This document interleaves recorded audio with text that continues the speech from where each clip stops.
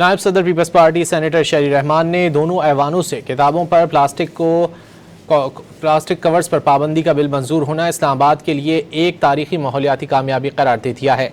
शहरी रहमान ने कहा कि Islamabad capital territory prohibition of plastic book covers bill 2026 फौरी नाफिज हो गया है। ये सिंगल यूज़ प्लास्टिक और जहरीले फॉरएवर केमिकल्स के खिलाफ फैसला कुन कदम है।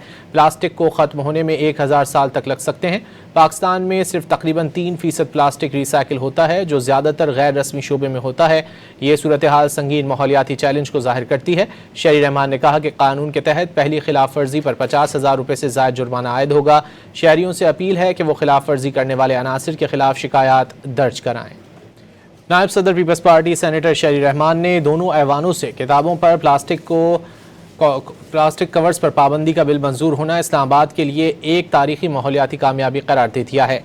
शहरी रहमान ने कहा कि Islamabad capital territory prohibition of plastic book covers bill 2026 फौरी नाफिज हो गया है। ये सिंगल यूज़ प्लास्टिक और जहरीले फॉरएवर केमिकल्स के खिलाफ फैसला कुन कदम है।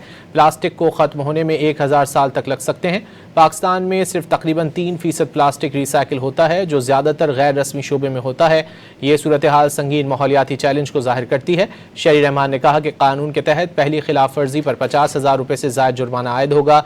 शहरियों से अपील है कि वो खिलाफ वर्जी करने वाले अनासिर के खिलाफ शिकायत दर्ज कराएँ।